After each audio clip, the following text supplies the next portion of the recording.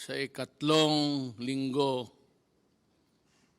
sa ating pakigbisog against a formidable enemy. As always, I give my sincerest gratitude to all those who are fighting in the front lines, our doctors, nurses, allied health professionals, police, soldiers, civil servants, and everyone performing essential services in the private sector. I assure you that your efforts will be rewarded.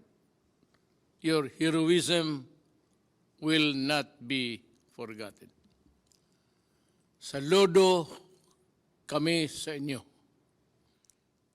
Let me thank the LGUs who are doing their best to contain the spread of the virus in your localities. I see that you are employing innovative programs and initiatives to address the needs of your constituents. Yan ang dapat tulungan. Rest assured that the national government is behind you as we safeguard the welfare of our people in your communities. I issued an order to Executive Secretary Mijaldea clearly laying down the responsibilities of each department in implementing the Bayanihan to Heal as One Act. I have given them their marching orders emphasizing the need for sufficient authority so that they do not have to go back to me and ask for clearance for each and every action they have to take. All of the details of our actions will be part of my report, which will be submitted to Congress pursuant to Bayanihan Act. There are now only two powers in the law that I reserve strictly for myself. One is the power to direct the operation of private establishments. The other is the power to require businesses to prioritize contracts for materials and services necessary for the crisis. I will exercise these powers only when absolutely necessary. The government is now taking action and undertaking several key measures to overcome and recover from the effects of this pandemic. These measures have three main priorities. First, providing emergency assistance to affected sectors. The second, securing facilities for resources for the health sector. And third is performing fiscal and monetary action for the economy. First, the government is now launching the largest and widest social protection program in our country's history. Pinakamalaki itong tulong ng ibibigay ng gobyerno sa mamamayan sa history natin. Karoon lang tayo nagkaroon ng problemang ganito. To make up for the loss of economic opportunities due to quarantine measures in the place of COVID-19. We have allotted 200 billion pesos for low-income households who are badly affected by the current crisis. Sila ang nasa informal sector and those who live day-to-day on subsistence wages or no work, no pay. Arrangements, beneficiary households will receive emergency support for their 2 months based on the regional minimum wage. However, I still count on everyone to also look out after their fellow men, their countrymen. To those who have more in life, I implore you to share in the cost of taking care of the less fortunate and keeping our society intact. They have also contributed to our prosperity in one way or the other. So let us support them in this crisis. Okay. Let it be said that in the hour of our country's greatest need, we all look out for and help each other. Buksan natin ang ating puso sa nangangailangan. I also appeal to the private sector to contribute in any way you can in dealing with this national emergency. We implore employers to do their part in protecting the welfare of the millions of Filipino households that belong to the formal sector and depend on their employers for continuous livelihood. For those who have silently helped away from the cameras, maraming salamat po. The government will provide a recovery package, especially to micro, small, and medium enterprises to help deal with the economic effects of this pandemic. My economic team is already creating the guidelines for this as I speak. To our farmers and our fisherfolk, we have not forgotten you, and government is now employing quick response measures to help you during the crisis, as well as ensure food productivity, availability, and sufficiency during the period of the pandemic. Andito ang gobyerno para sa inyo. The government is also ensuring the unhampered flow of cargo and their workers to maintain the continuous and steady supply of food, goods, and other essential supplies and items. A price freeze on commodities is already in effect, and measures to curtail hoarding and profiteering are also in place. Uulitin ko, hindi ito panahon para kumita. Hindi ito panahon ng pagsasamantala. Food packs and essential non-food items are also being distributed on LGUs in Metro Manila and the rest of Luzon. Contaminated areas in the Visayas and Mindanao are receiving similar assistance. More will be given to augment the requirement of LGUs in the coming days as we repackage the items in our stockpiles. Gagawin ko lahat para walang magutom. Second, we are marshalling and deploying the resources of government to provide our frontline health workers with everything they require so they can save as many lives as possible. we are now procuring medical supplies, devices, and personal protective equipments. About 1 million medical protective items are being acquired right now, with the government and the private sector working together to purchase or produce the necessary quantities.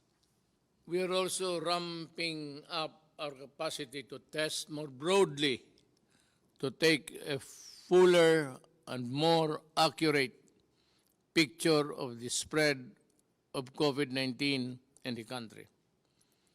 We will also build, operate, and accredit more medical facilities and laboratories in the coming weeks. The outpouring of donations and support from the business organizations, foreign governments, and private individuals over the past few weeks have also been overwhelming. I therefore would like to acknowledge the following for their help in this crisis: the government of China, the government of Singapore, the NGCP led by Big Boy C and Robert Cuyeto, Ramon Ang,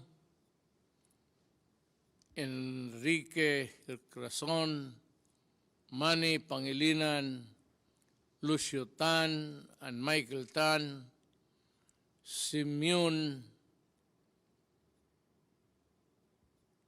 Heo of Shop Philippines, Century Peak Corporation, Gutianon Yap, Udema Foundation of Dennis Oy, also Robert Singh, Archie Po, yung who suffered loss, mga buhay niya, empleyado niya, pati yung aeroplano na crash on a evacuation mission to Japan. My condolences to the families, and I assure you na tutulong kami sa anumang paraan. Do not be discouraged. PAGCOR headed by Andrea Domingo, the World Health Organization, Mammoth Foundation, China, Jack Ma, Seriaco Lopez, Global Fund America Cares Foundation, UNIFPA, Aboitiz Foundation, D&L Corporation, Golden Tupper, Lander Superstore, Unilab Foundation, Alliance Global, Philippine Disaster Resilience Foundation, Temasek Foundation, as well as the countless others who have sent their assistance in our time of need. In behalf of the Filipino people, I thank you and your compassion and your generosity and my personal gratitude. Mahal kong mga kababayang Pilipino, nasa ikatlong linggo na tayo sa ating crisis na hinaharap. At tayo'y hirap sa pera, sa medical supplies, sa lahat. Dati ho naman talagang kulang ang pera natin at kulang ang medical supplies. At hindi lang ho tayo, pati yung Amerika, ganun rin. Kasi hindi natin akalain buong mundo na ganun kabilis, 2 araw lang after receiving the advice from China, the crisis was already here, COVID-19. Ang masasabi ko lang, meron tayong 200 billion na binigay sa akin ng Kongreso para gastusin ko.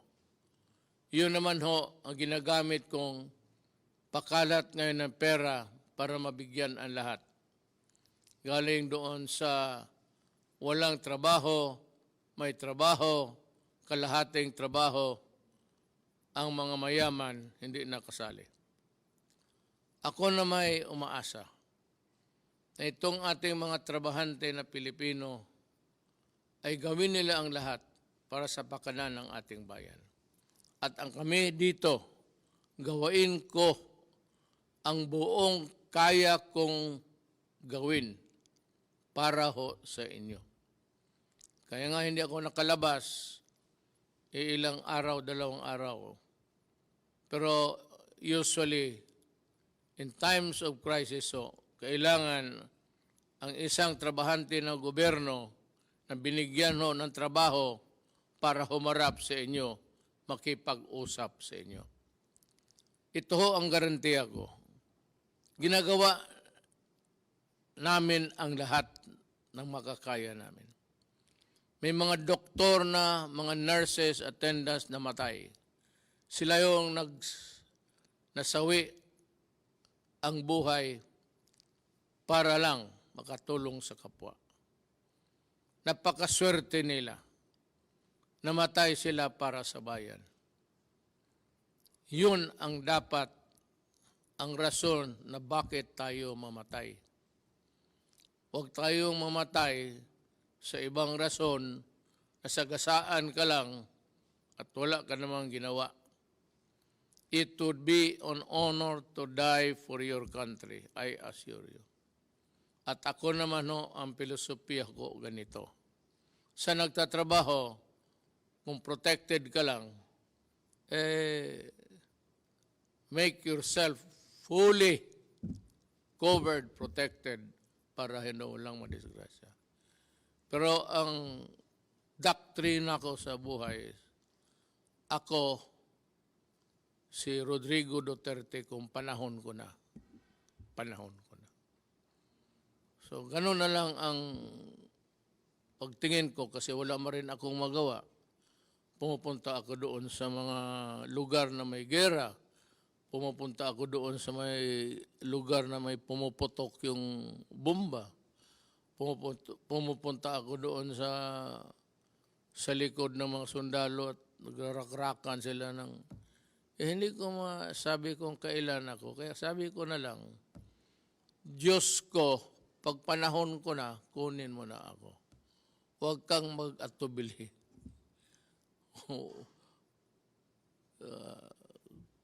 Bahala ka na. So sa mga kababayan ko, hindi ko naman sinasabi na sundin ninyo ang aking filosofiya. But somehow, let the thought comfort you that I really worry about you.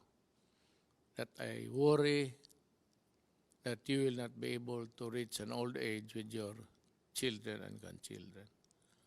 Kasi ako, nandyan na patapos na ako. Kaya ko masabi yan. So, trabaho lang tayo. Ang mga supplies nandyan na at makabili na tayo ng kailangan ninyo. Ngayon, sa mga tao na binigyan ng people task of distributing the money, distributing the food, distributing the relief goods, kindly do it. I use the word to a T. Kung hindi nyo naintindihan yan, mag-research kayo. Pero talagang pag nagkamali kayo dito, hindi ko kayo palusutin. I will see to it, even tomorrow, if I discover some embezzlements, some hoarding there at dinadivert yung pagkain sa mga tao na dapat hindi sa kanila, you better think. I am not a cruel man. Pero kung may report ang pulis, I will order your detention hanggang matapos itong COVID-19. Sabi ko, wag ngayon. Wag na wag kayong mandaya, mangurakot, at taguin yung mga pagkain at yung iba hindi bigyan kasi you know, people sometimes think that they own whatever they receive from government. This is not yours. Neither is it mine. Pero kung mamuliti ka, tapos makabalitaan ko na yun ang nagawa mo, I will suspend you ora mismo. And for those who are really absconding the money, I will detain you, I said. And maybe I will release you pagkatapos ng COVID.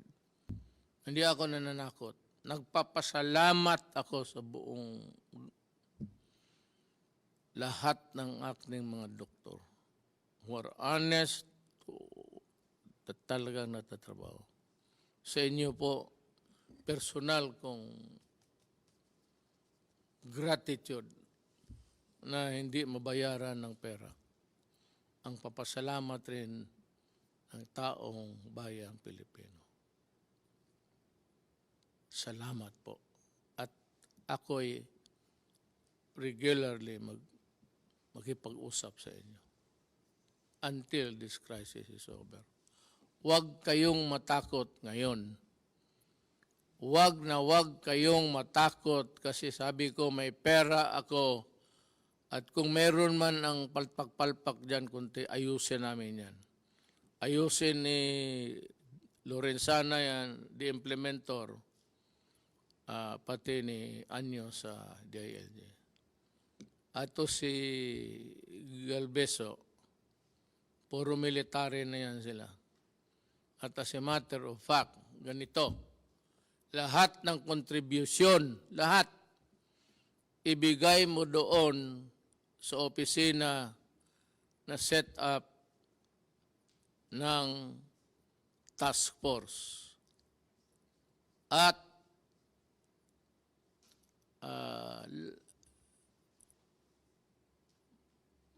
kung may releases man lahat, accounted dyan, tapos then there's another audit in the integrity of the procedure. Yan lang po, papasalamat ako sa lahat ng trabahante ng gobyerno nandyan. At ako naman po at the same time, nagbibigay ng warning. Totohanan ko talaga kayo. Sa crisis, tapos gawin mo pa yung dapat ka talagang ikulong. Hindi kita i-release. At huwag kang, hindi ako maniwala ng kaso-kaso. Hayaan mo, magpapapreso ako. Balang araw kung mali ang sinabi ko at ginawa ko. Sa inyong mga Pilipino, mga kababayan, mahal ko. Mo mga Bisaya, sunod lang mo. Sumunod lang kayo. At walang problema. Daghang salamat.